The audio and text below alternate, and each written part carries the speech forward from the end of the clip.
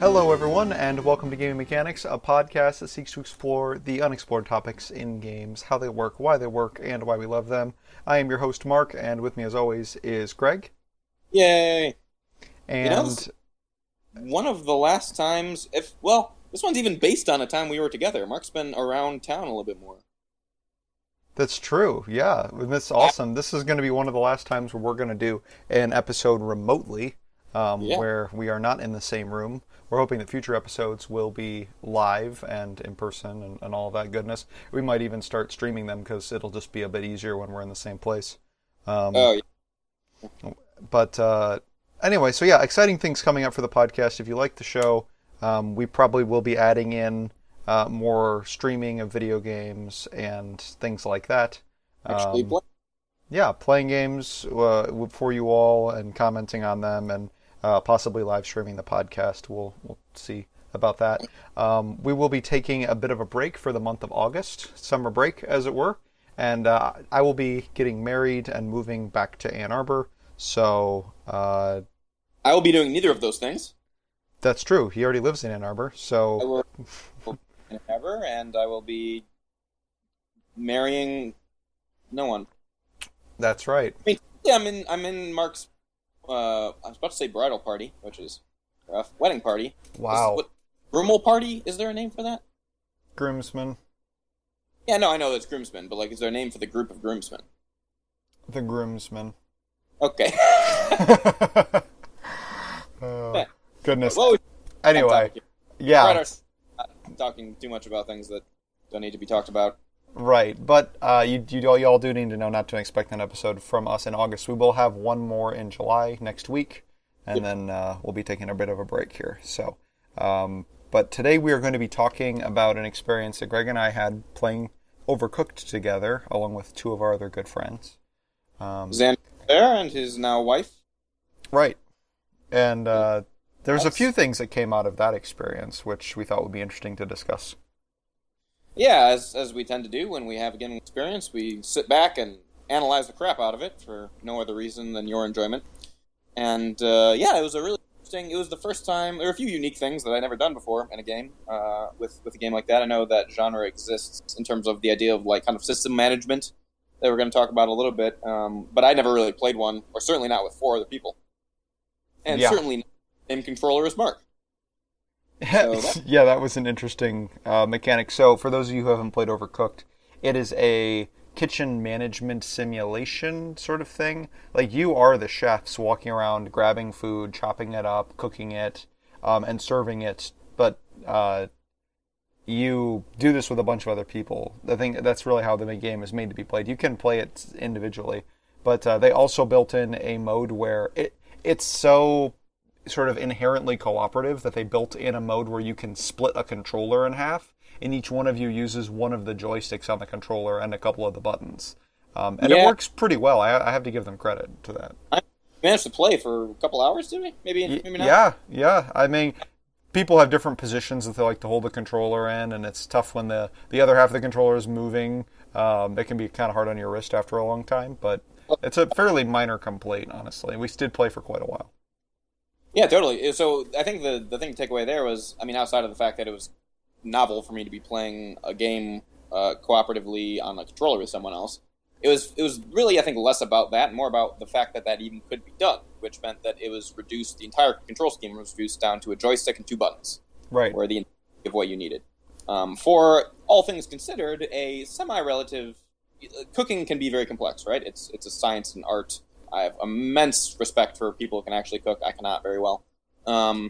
So, all things considered, a restaurant can be the idea of being in a kitchen would be a super complex idea that they somehow managed to reduce down to controlling your motion, which is default, and then two buttons, two actions, which is pretty impressive. So we were just kind of thinking about, this is a conversation that's come up before, but talking about simulation and why that's not necessarily what you want to do in a game. Why games exist is because reality, sometimes people don't want to actually be cooking. They'd rather play a game about cooking, right?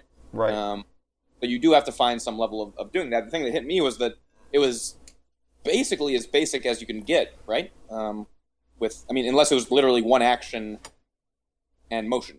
I suppose. Well, we're talking before the show about how the game was complicated enough that it felt good to do well at it. Like if it was just one button to cook a hamburger, then like obviously anybody with a finger can play that game.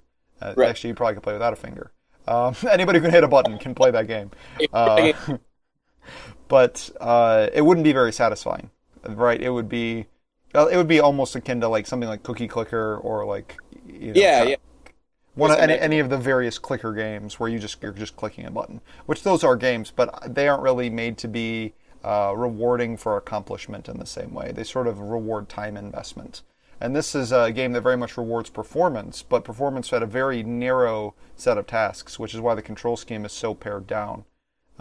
They want the optimization to be more in the, I guess, in the external world. Like if you think of your character as sort of the internal world or like your personal little space about what your character can do, the complexity is mostly in the kitchen itself. Where are things placed? What sort of barriers are in the way? Are there rats invading your kitchen? Is your kitchen moving or shaking in some way? It's not really about your personal skills as a chef because you just hit a button and you chop an onion perfectly. Like it's super great. I wish I could do that in real life. Getting like raw, you get like a steak and then you chop it like 5 times and it turns into like a hamburger patty. Yeah, that would be nice. And like assumedly changing the actual composition of the meat. But anyway, no, I think the thing that came out from that was, hey, we took this super complex thing, paired it up, kind of paired it all the way down to the bare minimum that you possibly need to be able to have it be interactive, right? Like not just a click simulator. But you also have this level of strategy that comes into it. It became far less about there's to some degree there was a little bit of mechanical mishaps. And I think that if we had 4 controllers instead of the 2 that we did, I think almost any of the mechanical stuff would go out the door. I mean, sometimes I'd miss grabbing something or wouldn't a thing quite correctly. But in large part, it was not about that. It was far more about the strategy and the idea of building a system and then people cooperating in that system, right? That's how you got good at that game. You didn't master the mechanics better. So it was an example of mechanics being at kind of their bottom like limit of interactivity while still being able to maintain something that resembles cooking, right? Like you still have a feeling, and well, I mean, even then that's more just the skin put on the game. We'll talk about that a little bit later. But yeah, I think the fact that you had this, it was an interesting thought experiment to say, like, okay, how could you make it more simple / how do you make it more complex? And in both cases, they did seem to hit this perfect middle ground where if you made it more complex, you wouldn't be able to really be strategizing because you'd be concentrating so hard on the mechanical aspects of having to run a kitchen. Mm-hmm. And you wouldn't be able to communicate and socialize in the way that game really encourages really, really well, naturally. And if you made it any simpler, then at that point, you're really, really running low on semblance of like need for playing a game at all. That'd be something closer to like solving a puzzle, by yourself, like with friends, something that doesn't even move. Mm-hmm. Yeah, that's a good point. Like if they would have made it, I'm sure that the game gets much more complicated because we were at like World 2 and things were pretty crazy at World 2, but definitely not overwhelming. And if they would have ramped up the difficulty more quickly, I don't think it would have been very satisfying because you just would have been playing the early levels like for a long time. And you wouldn't have much of a sense of progression because you'd be like, oh, I've sunk like 10 hours into this game. I'm still on World 1, like trying to get that 3rd star on like the last level. And it's just that I wouldn't feel very satisfied as a player. And you want to give players a sense of like, okay, here looking back, I can see that I've gotten better. And like, here's like all these levels that I've completed. So it ramped up at, I think, at a very appropriate level. They definitely could have made it just like a lot more complex, but it would have scared people away, I think. And if they would have made it like super easy, people would have gotten bored. Right. And that's like I said, that's an interesting line to draw. I want to give a second to the fact that it was, like I said, really naturally encouraged the teamwork portion of it, which was really cool. Like we would play through, basically the way that we did it was, we would open the level. We'd all kind of do our thing and do our best, and kind of talk through it. But everything's happening quick, and you're basically trying to tread water. And then The real time that we'd really play would be the second time, because we take a second in between the first time and the second time to like actually draw up a plan. Because you can't really you can't like look at the kitchen or like what you're doing until you just get into the level and play it. There's no way to like first time, so you just very much have to play it, do like mediocre at it, and then you can actually try to build a system around it. And the interesting thing for me was, even upon figuring that out, when we would do that, one, that's really deeply satisfying if you actually figure out a system and then work it with other people too. For some reason, I don't know, there's something more inherently satisfying than if I'd figured that out myself and like somehow automated the other 3 people to do the thing. Like getting to do it with 3 other people who are doing their jobs correctly and everything comes together and clicks is like deeply satisfying naturally. But yeah, the fact that I just spoiled my next point. The fact that actually by itself, even once completed, it wasn't just figuring out the system necessarily needed to work. It was then actually doing it over the course of the level, which is like 2 or 3 minutes. Didn't get boring. Once we figured it out and found a system that worked, maybe it would over a long period of time. But again, they seem to have found this really nice sweet spot where it was actually fun to run the system even after, like in theory, if it was just about the puzzle, you figure out the puzzle, then you're done, and you're like, okay, whatever, on to the next level. It was actually worth carrying out the system within the level, because it was actually intrinsically satisfying once you figured something out that worked. You wanted to do the thing that worked. Yeah, absolutely. Like, there was a level of mechanical difficulty to it, maybe not difficulty, but at least something engaging enough. Again, if you just had press this button and it does all of these things, then suddenly, if you figure it out, it's not fun anymore. But there's just enough motion to be able to be moving and running things and picking things up and cleaning them and so on and so forth, that it actually felt good when you figured it out too. So that's another really, I feel like, narrow piece of design mechanic that you needed to nail there. Yeah, I mean, if you would have made it so that there wasn't the same cooperative aspect, I think it just would have, like you said, it would have led to a lot of automating of things. Like, because obviously you can't actually be doing all of these things at the same time. It's just not humanly possible. So they would have had to set up some sort of automation, and then that really steals from you the joy that you kind of get of being this system, right? Like, you don't just figure out a system, like, you embody the system. You and 3 of your friends, or your one other friend, embody the system by playing it out and trying to cook optimally. And any of you could make a mistake at any point, and that would be a problem in the system. It's not like a game like maybe Factorio, where you set up a system and then it runs perfectly and you just get the output that you want. Exactly. Yeah, and I totally agree, actually, because people will, like, the controls weren't punishing, but if you do make a mistake, then that actually does affect the flow, and then you have to problem solve in real time with your friend. Like, I need lettuce, where'd all the lettuce go? And then we're like, oh, shoot, and then we all get lettuce, and then someone's not looking at the fry, like, that kind of chaos management thing that RTSs basically are. Things go wrong, and you just are continually trying to restore the system. That's fun, and that actually, I think that game succeeds at that because of that line it walks between being abstract enough to not simulate trying to run an actual kitchen, but also not being simple enough that once you figured out how to run the kitchen, you don't have to run the kitchen, right? It's right. It's kind of led to the discussion we had on the way when I was taking you back after we were playing with Amy and Xander, about the idea of, like, that could be what's happening. I come from a background a lot of RTS games. That could be what's happening inside. Like, you build a factory in an RTS, and the factory, and you click a tank, and then it takes the credits and the resources, and then it builds a tank. And you always get the same tank, and the tank is always exactly what you want, and it comes in the same exact amount of time. It would be the equivalent of, like, what if there was a game where the people who lived inside the factory and the RTS map, like, you build a factory, and then people have to go into the factory and actually make sure that the tank comes out on time. Right. That was the at least thought process there, was like, you could keep on upping. Obviously, we don't have a game like that. That doesn't exist.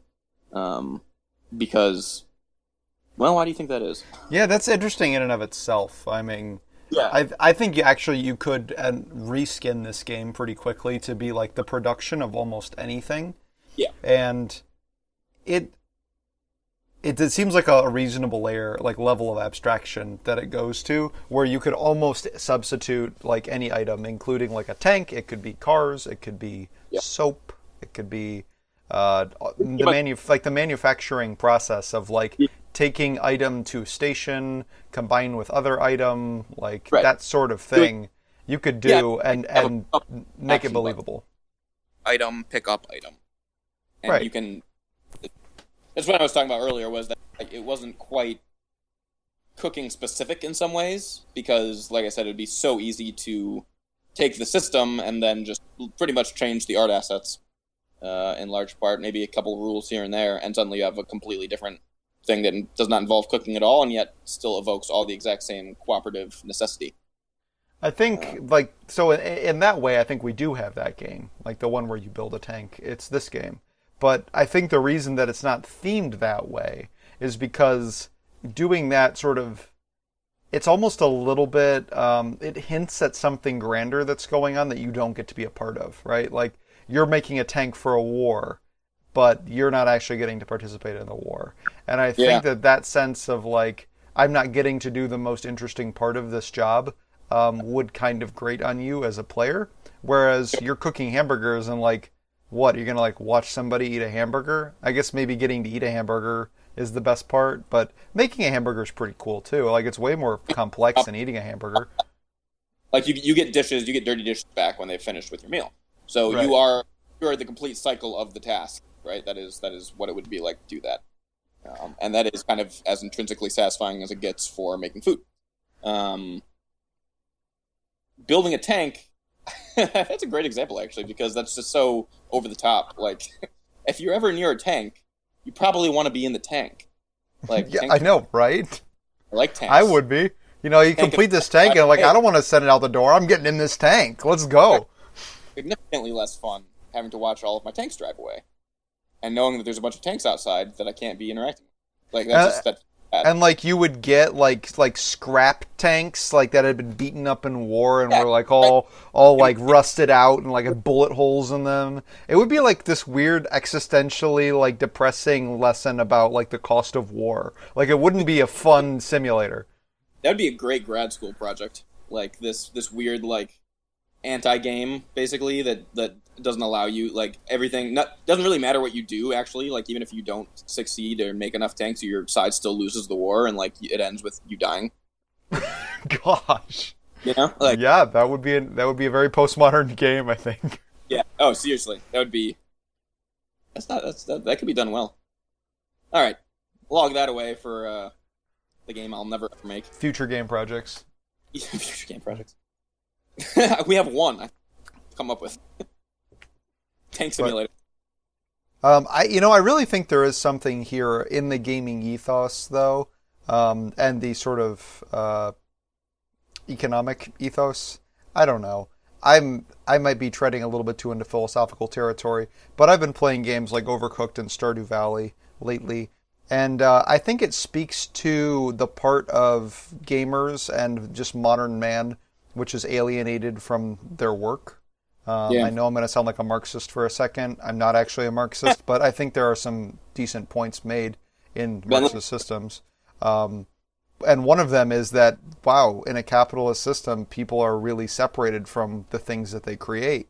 And in Stardew Valley and Overcooked, both, you are much more connected to and see the results of your work. I mean, totally. And for what it's worth, even, again, not just to go down too big of a rabbit hole, but, I mean, why have you been taking up, like, woodworking over the past year and a half, Like, yeah, something that's fair. Unbelievably intrinsically satisfying about having created something and then having it, or knowing where it goes or what to do with it. I mean, that's the reason I did. Every Metal single time I, like, walk out and see my countertop that I made sitting there, I feel good. I'm just like, I made that, and it's really good, and it's holding together well, and it's nice. And interesting thought. I like that. I hadn't thought of the appeal. I mean, I kind of would think of the appeal of the kind of the gentle-ish simulation games as being more so a reaction against the hyper-violent kind of monopoly that most video games have had for a while in terms of just like bigger, better, more intensity, more explosions, yada, yada, yada. And then suddenly we beautifully brilliant, really, really engaging, really fun game about running a farm and like the most peaceful. People routinely talk about like wishing that they could live in Stardew Valley. It's like a completely different type of power trip. It's like the power trip of simplicity. And yeah, It's very interesting, and I think that maybe that's what we'll talk about in next week, because I Yeah, think sure. that I noticed myself similarly drawn, and I'd love to do a deeper dive into Stardew Valley and just try to understand what is it that it does so well that people are really appreciating. And it's funny, there's actually a game coming out that's going to be similar to Stardew Valley, but you own a graveyard instead of a farm, Really. and it sounds like it'll be an interesting follow-up, I guess, to Stardew Valley. I don't. Sounds like the worst possible follow-up. Yes, I actually don't like it from what I've heard, but I haven't played it, so I won't judge it. Yeah, seriously. That on paper, that just seems like if any of the things we were talking were true about why people might be drawn to Stardew Valley, the grave situation might. That sounds closer to my tank building game. Yeah, and I think if it's not set up like a parody of Stardew Valley, it should be, because that's what it sounds like. Yeah, I don't think it's a really good follow-up. I think it's more of a parody. It'd be like kind of the classic inversion construction, postmodern version of Stardew Valley. Right. Where you're like, haha, it's the same stuff, but now everything's dead. Right, pretty much. So, one of the things I wanted to talk about, going back to Overcooked, are just sort of the levels of abstraction that they have you work at. Like, they could have had you peeling an onion, and, chopping a tomato and, like, removing the stem part of it, or grinding the meat and, like, extruding it. And, like, they didn't have you doing any of that. They just had a very simple, like, you press a button, that you basically had a food prep button and then, like, a food grabbing button. Yeah. And that was really it. And I think that this really gave you a good sense of pace to the work that you were doing. Like, you were able to make a decent number of dishes in a short period of time because you could just, like, press a button and chop food. And I think that was really smart of the developers to have the game be paced the way that it was. And it didn't feel too slow and it didn't feel too fast. And you could pretty easily tweak the speed of the game that way. Because it's like, well, we could make it take 5 seconds to chop a tomato, or we can make it take 2 seconds. And let's just play with that variable and see which one feels the best. And it's kind of infinitely scalable, right? The idea of being able to, in the context of cooking at least, works really well. Because, like you said, we kind of only even discovered two main dishes. I mean, we did soups and burgers were kind of the two things that we even got to in terms of what the game was letting us make at that level. And yet, I mean, we played for a while, and it certainly got. I mean, we didn't get close to 3-starring, perfecting every single one of them. It was a very. There's a whole lot of depth, despite the fact that there was very little. There were basically 2 dishes you can make. Which, as if you were to make those more and more complex, that would begin to scale, I think, really, really difficultly. And I'm sure that's what it does later in the game. I'd be curious to see how well the system holds up, actually, under such increased stress, basically. Because even where we were at with 4 generally intelligent people trying to figure out some of the... They used other things other than just the different types of food to increase complexity, which was also super. Got tons of mileage out of just doing soup, which was stupidly simple. That was just putting three tomatoes... of some item into a soup bowl. Yeah, a rule of 3 is also just a fantastic thing to pay attention to in games and systems in general. In general, that's kind of what psychologists have... Neurologists have agreed upon being kind of the most basic unit of measurement that the human brain can think, like the smallest amount that it needs to create a system and a pattern, and the easiest way to remember stuff tends to be in 3s. So, in any case, the fact that there's only kind of 3 controls or 3 buttons, I think that's elegant.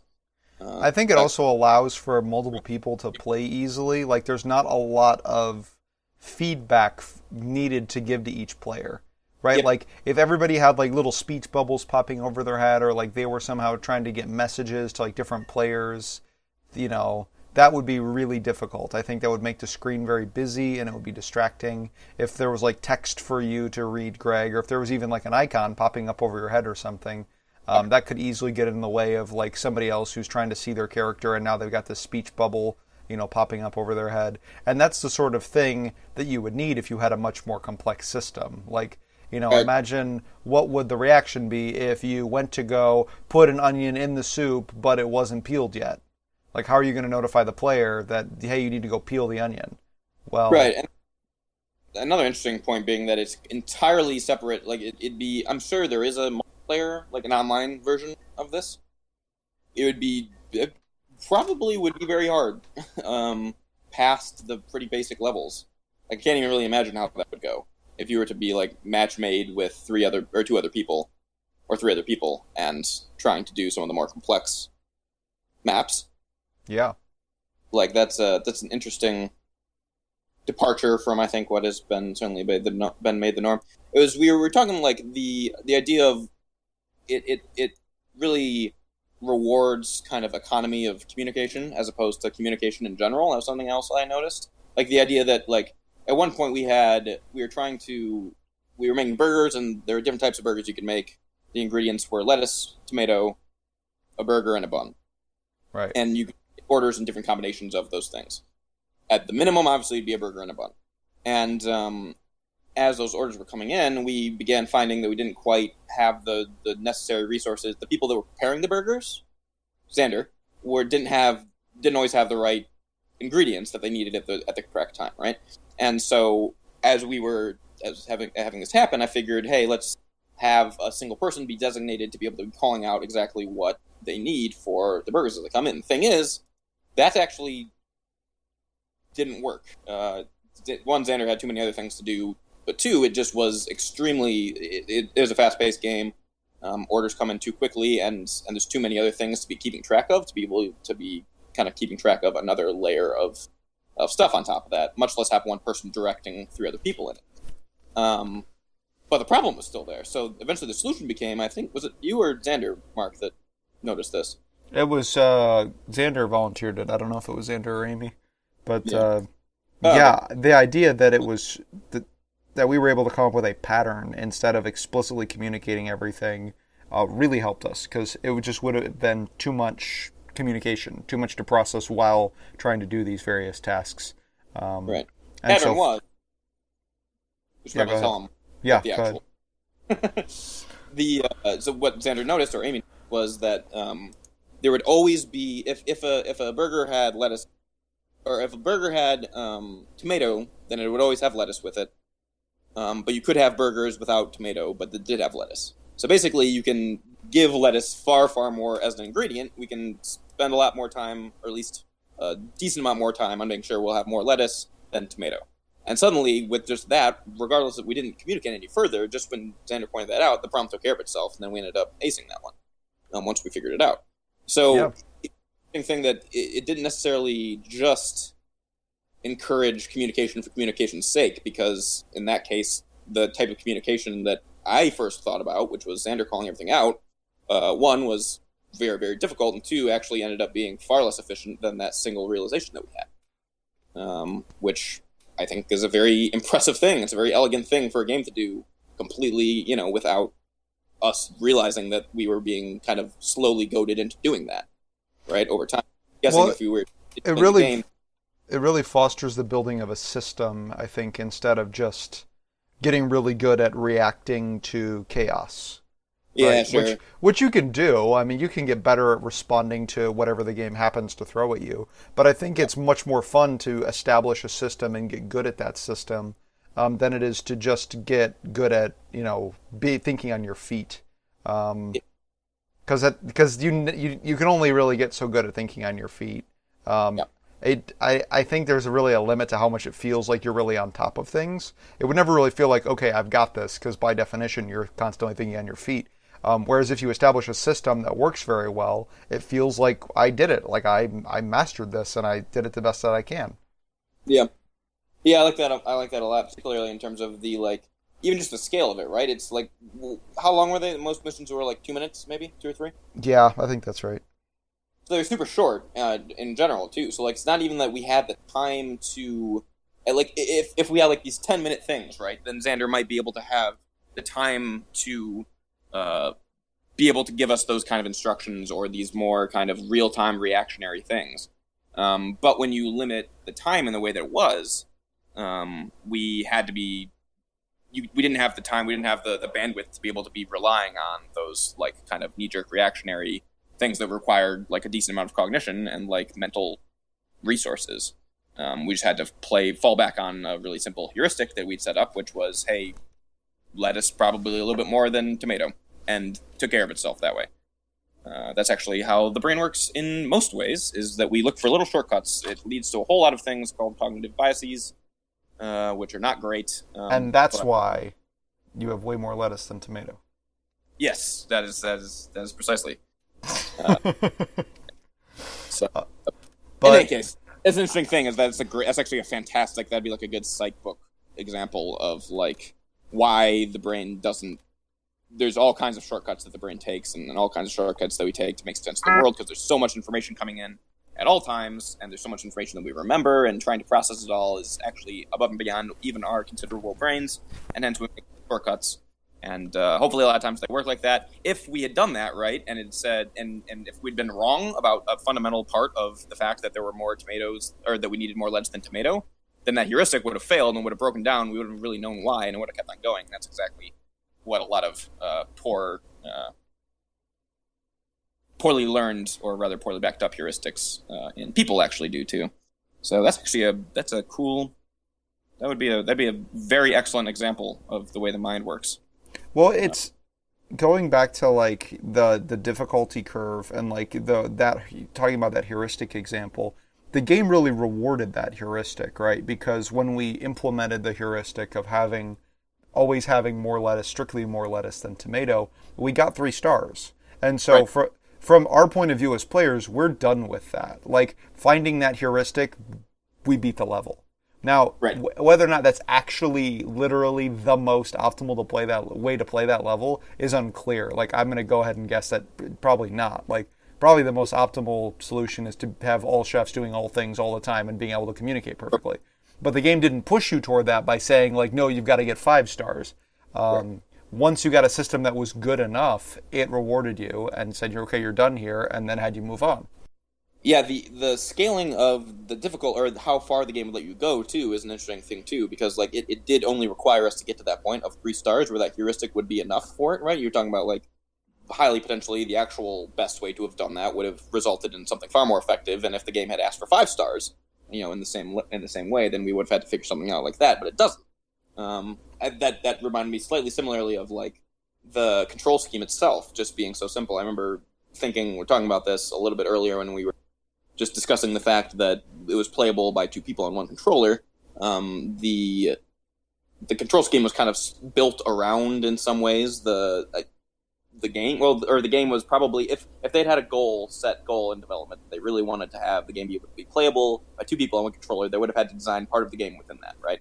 Like, there's only so many things you can do with that limitation. As opposed to, I'm guessing, the vast majority of other control schemes are the other way around. We have this concept of the game, and the control scheme is built to satisfy that in the best way. Similarly, having it's kind of these, in my mind, it gets kind of going back to that kind of like economy of scale, as we were talking about, that like super little middle ground that this game seems to be able to hit really well, which is not too complex and also not too simple, where you have just enough. It asks just enough of you to be able to push you and to be able to get 3 stars. It doesn't ask you to perfect it to the point where it'd be something closer to like a simulation, which would be like 5 stars. So just like, even though the progression is like identical, like they didn't even have to change anything about the game system to do that. They just had to change what they were asking us to do within the system, Right. Yeah, and the word gentle seems appropriate again. Like, it's not incredibly hard to figure out what to do in that level and then move on to the next level. Yeah. It's not like you're not going to puzzle over it like you might a Dark Souls fight and think about, like, okay, how in the world do we beat this Hydra? Right. It does not take that long. We played that level 2 or 3 times, and we got it.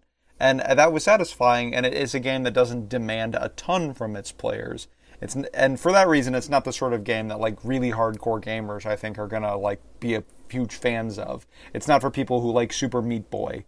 It's for people who wanted to get together with a few friends and do something that felt satisfying, because probably the thing about playing a game with 3 or 4 people, or sometimes even one other person, is that it's hard to always get together to play that game together.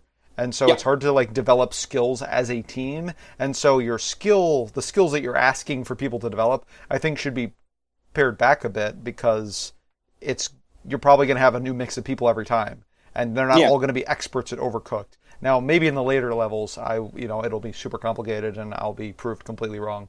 But at least in the levels that we saw so far, it didn't seem like it was asking an incredible amount that like somebody couldn't learn in one sitting. Yeah, totally. And I've been trying to think similar games, or games that make use of kind of similar points of this idea between the simulation aspect being fun, and obviously talking about like the tank example would not be fun if you were playing a game and you were like an RTS, right? And it was just like normal RTS, except for sometimes your tank wouldn't come out on time because the people inside the factory messed up. Like that would not be fun, right? That would be strictly detracting from your ability to like command the battlefield, and like that's too much unpredictability. But that is the way it works, right? Like a lot of times life is not horribly fun because stuff goes south. Right. And life lessons here at Gaming Mechanics. But all that's to say, I'm trying to like, I don't know, like Overwatch maybe, in terms of an interesting in between because Overwatch is like super team based and communicative. It's pretty much parsed down the first person shooting to as simple as it could possibly get. I don't know. What are you trying to compare this to? Like, what are you trying to find an example of? Like that like middle ground that Overcooked seems to have done so well, where it's like kind of reduced to the simplest possible version, like the very bottom of the parabola, like of complexity to to be able to be playable, you know. Well, I think that this is something that mini games tend to do really well, like in terms of they ask you to do a very limited task. Like the goal is extremely narrow, and they have you maybe use a couple of buttons. And so I would say most mini games would fall into that category. And this game almost could be a mini game. I could see it potentially being one in the right sort of game. And so that's interesting in and of itself, right? Like it's so simple that it almost starts to feel like a mini game. And the thing that really makes it not feel like a mini game is the number of other people that are involved. And obviously the different levels and everything kind of, make it not feel like a mini game. But if you just were to play one level of this, it does kind of feel that way. Yeah, and that's interesting. It goes back to our whole cast on minigame, and their purpose and what differentiates a minigame. I mean, we're talking about this could be a minigame. It doesn't really feel like it. What do you know what it retails for? I think it, and I should know because I bought it, but I think it was $15. 15. Huh? And then, as far as we know, was there any the one we played? Was there any what? Any other mode other than the one we played? No, not that I'm aware of. Just the one game. But the idea of performing like a very narrow goal and narrow set of tasks is interesting. Like we compared this a little bit to Civilization and sort of the 4X games, but in that like there's a lot of resource management and management of systems and complexity, but your focus in this system is so narrow and your goals are so specific and concrete. It's not something like take over a planet or take over a solar system. It's like produce hamburger. Like it's extremely simple. Yeah. Well, and that was the other thing that was an interesting. Even when we were talking about Stardew, one of my thoughts was basically if we were talking about, I need better words to communicate this. If that thing I was talking about, that kind of like narrowing of scope to the point where you kind of hit this sweet spot for a game of its kind of least level of complexity, where it still is maximizing the amount of like fun and ability to be playable in the game. Mm-hmm. That thing would be different for different games, right? The idea of trying to do that for cooking in a kitchen, like as I was talking about how intensive that can be, all things considered, I would also say farming as a whole, as like the full art form, considering all the stuff you can do in Stardew Valley, is probably even more complex than that on a level 2. So hence, Stardew Valley is a much deeper game than Overcooked in a lot of ways, right? There's tons of more things you can do. There's a lot more choice to be able to be made. I mean, it's a fundamentally different game, but at the same time, it is. I think it'd be hard to argue that it's not deeper. It would be very hard to argue that.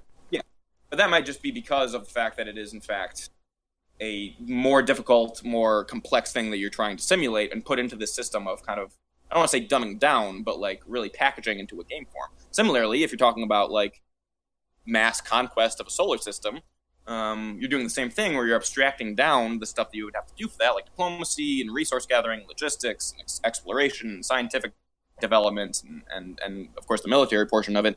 But 4X games are also kind of known for they're gigantic. They're very intimidating to new players because the sheer amount of system is just freaking gigantic.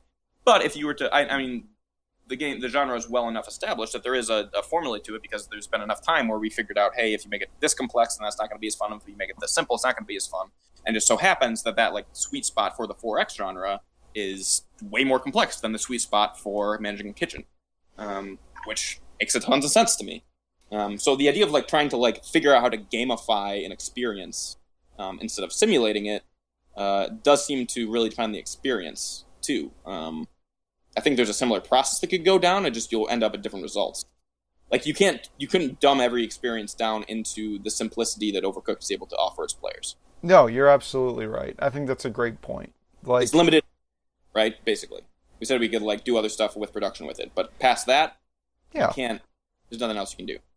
Right. Well, yeah, I don't think it would gamify as well. Like, I think it would feel like it's too unrealistic or too, oversimplified. Like, if you were to, like, make cars in a similar way, where you just, like, sort of get parts out of box, take parts over to, like, a manufacturing table, hold A, and, like, boom, you just made a car, and then you, like, put it on a conveyor belt somehow. Like, I don't know, that feels like that would be pretty unrealistic, because it's like, okay, it takes a lot to assemble a car. You don't just, like, bring it over to a building bench and then, like, build everything and then ship it out the door. Then you hit the metal with a hammer and it turns into the chassis, or, like, the entire structure of the car, and then you hit, like, the rubber with a hammer, and then that turns tires, and you bring the tires over to the car, and the car's done. Right. That would be the of the system that Overcooked has for doing cars. Right, and I think that would be okay, but I do think that there are systems that are too complicated to be packaged like that. Exactly.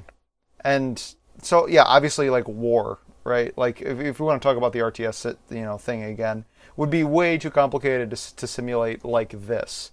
And so you're right that, like, when you're trying to gamify an experience, you have to keep in mind the sort of minimum complexity that is emblematic of that experience. Yeah, that's a good point. And that's got to be that'd be a fascinating thing to look into. Like, that'd be really cool metric to be able to have if we could somehow put some numbers to that and, like, have a graph, of, like, at this point. Sometimes you might want to skew it in different places depending on the game, right?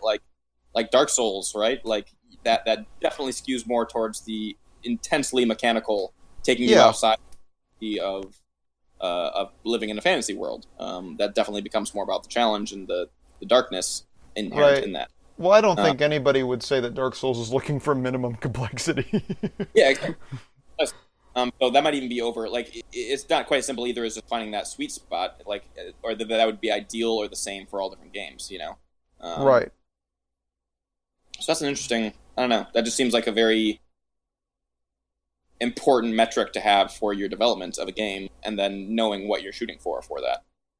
Well, it's interesting to think about, like, what do people think of when they think of preparing food in a kitchen, right? Like, your average person who plays Overcooked has never worked in a restaurant kitchen. They don't know what it's like, but they have an idea, right? Because they know that people do it, and they see, chefs yelling back orders, or they've watched, Chopped or something like that. And it almost is trying to simulate what people think that working in a kitchen is like, more than it is actually trying to simulate all the nitty-gritty details that you would get if you talk to a head chef. Interesting. Yeah, I wonder how people who actually worked in a kitchen, if they would have any semblance of reaction to, if it would be totally abstract enough from them to be able to not hit them at all, or if, like, you got done as a shift in the kitchen and then were doing stuff in Overcooked that was actually stressing you out. Well, it's funny because I actually compared these two dichotomously, but now I'm going to compare them similarly. Guitar Hero, I think it would be very similar to the reaction that a real guitar player would have toward somebody who Sure. played a lot of, toward playing Guitar Hero, right? After, Like they wouldn't think, "Wow, this is just like playing guitar." yeah, But the people who've never played a guitar feel like it is like playing a guitar, and that's the important part. interesting. I was going to compare them dissimilarly in that in Guitar Hero, you're entirely learning the control scheme, and in Right. Overcooked, you really aren't learning the control scheme at all. You might be learning a little bit more about movement and how to position your character, but the buttons to do that are extremely obvious, and you're never, I don't think, going to hit like the chop button when you meant to dash. Yeah, exactly, and that's, I mean, the fact that Xander's wife, who is fantastic and lovely and talented in all kinds of areas, one of those is not necessarily gaming. By her own admission, was able to play in the exact same. She was able to be just as effective as myself, Mark, and Xander at the game, Right. because three nerds who grew up on playing games and have a bizarre set of motor skills that most people don't. The fact that Amy was able to there was never she was just as productive as all the rest of us. Right. No sense of having to learn the scheme. But I do think that level, like considering how people perceive a task, is important when you're doing that sort of gamification that you were talking about, Greg. Yeah, Like, I like gamification too.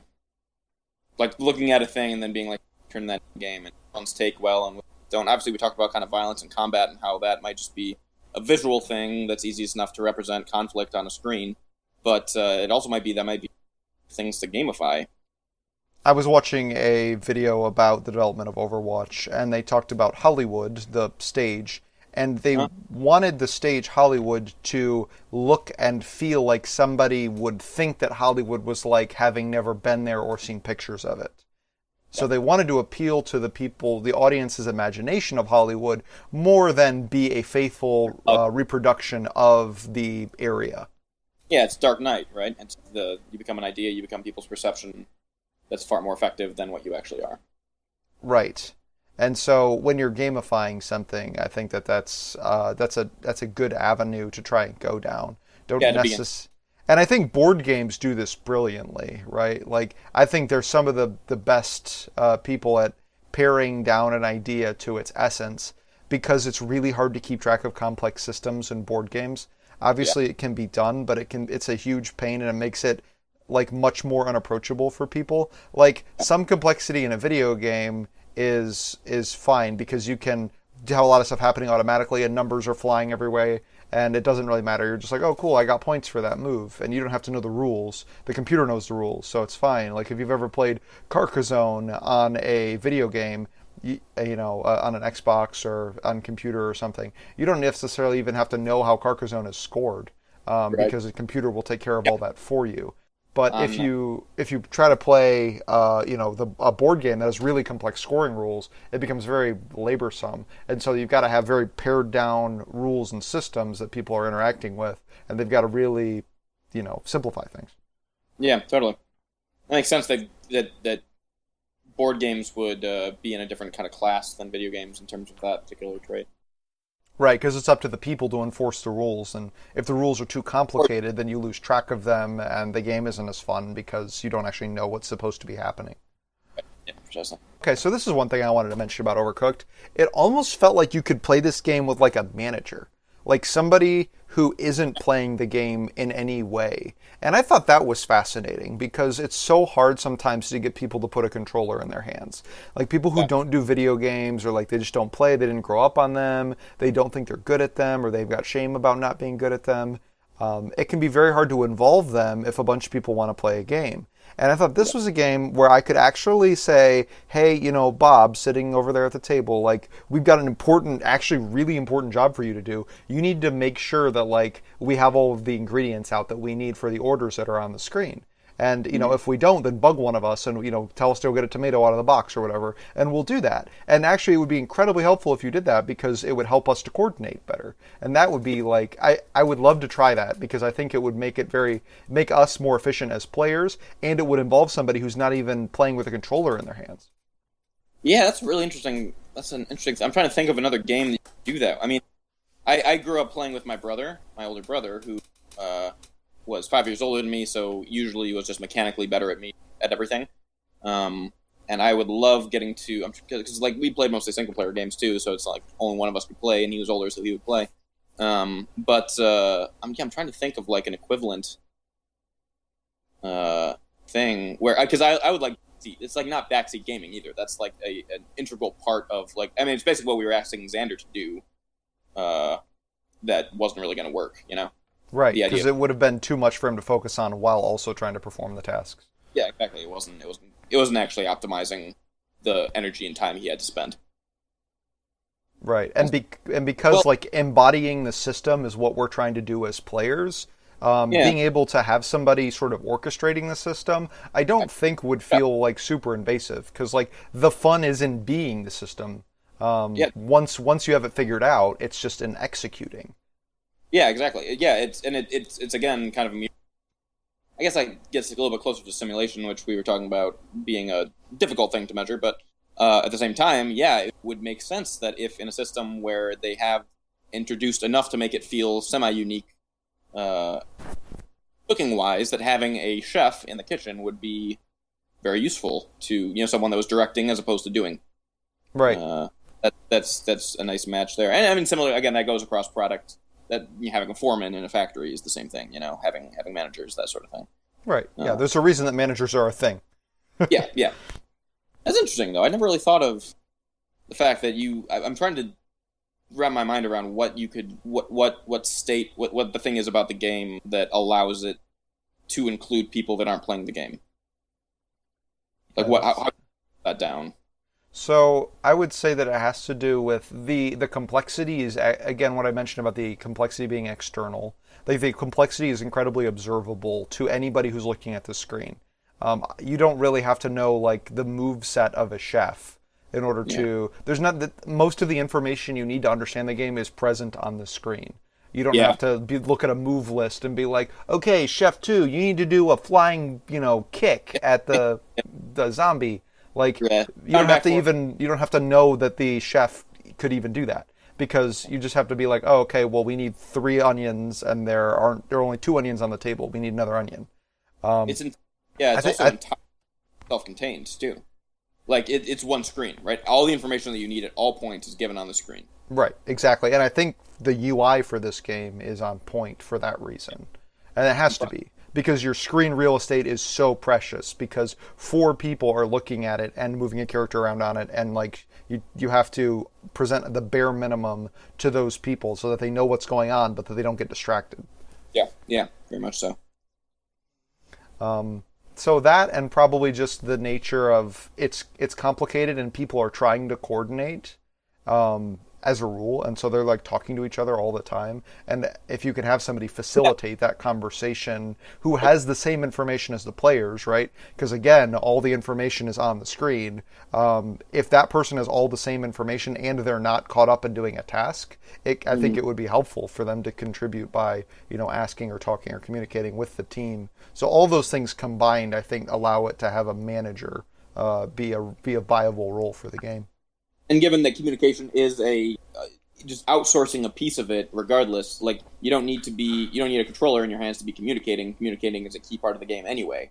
Right. So if you part of the skill set that is already in the game, which is, like I said, communication, get rid of it, then suddenly the people with controllers don't need to be communicating in the same exact way or as much, and you have an additional player that's actually meaningfully impacting the gameplay. I think that would be really fun to try. I'm not sure if it would result in people feeling like really bossed around and like not fun, because it would eliminate the cross-player communication that happens, or if it would be like the most fun way to play it. It really could go either way.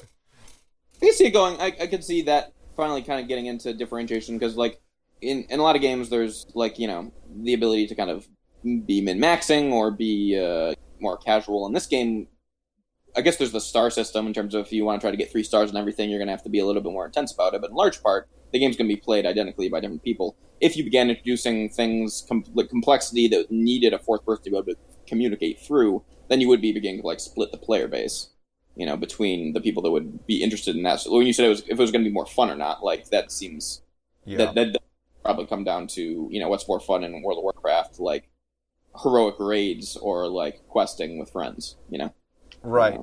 Yeah, that's a good point. Yeah, it sort of depends on what sort of experience you're looking for. It does introduce an interesting amount of asymmetry to the game, where like if somebody is strictly like trying to assimilate information and communicate to other people, while other people are focused more on the execution of tasks. First of all, that mirrors their workplace pretty well. But second, you've got two different parties performing very different tasks and very different games, really.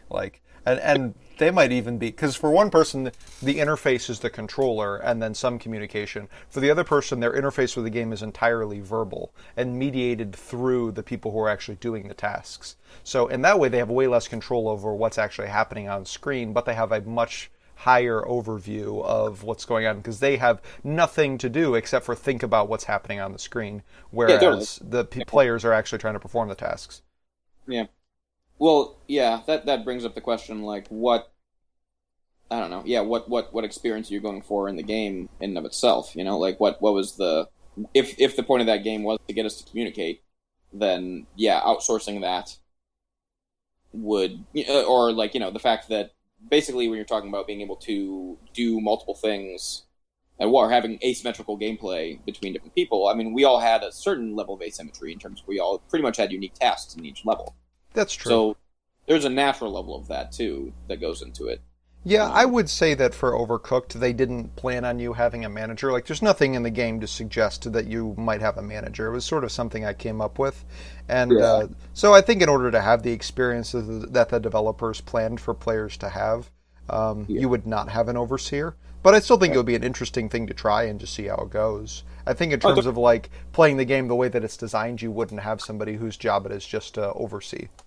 Right. And that goes back to, like, also thinking about, I mean, a lot of this is easy to, and as hopefully we've said multiple times, we're certainly no experts, but a lot of this would just have to be iterative, right? Like, it's very difficult for us to sit here and be like, okay, how fun would this be if we did this thing? Like, would this be a more fun version of that? Like, that's why people test their games. It's like, yeah.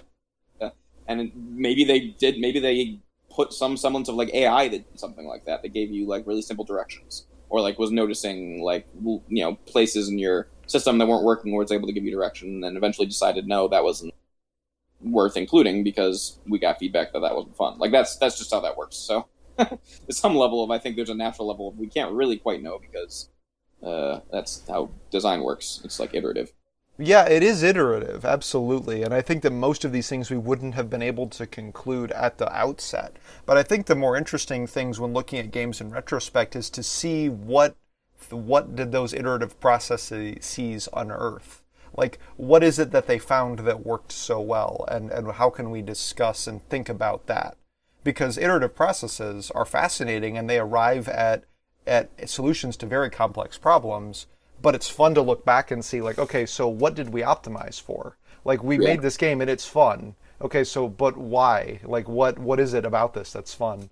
I think that's why it's fun for me to work the other way, is because it is so complicated. And often the times, like, when game developers really nail it, they might not even know exactly what it is that they nailed. Like, they know that it's fun and it feels good, and that's great.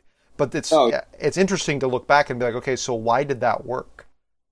Well, I gotta imagine that's just the sheer complexity of games and the system of having, hundreds of developers, major AAA game.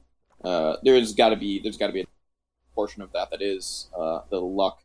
And yeah, so you're right. And they probably don't have time to be able to then reflect on exactly why that worked as perfectly.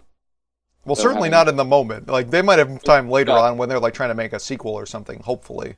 Because, see our episode on sequels, because it's extremely important to know why your game was fun in the first place to make a sequel. Yeah, which... Some games don't do.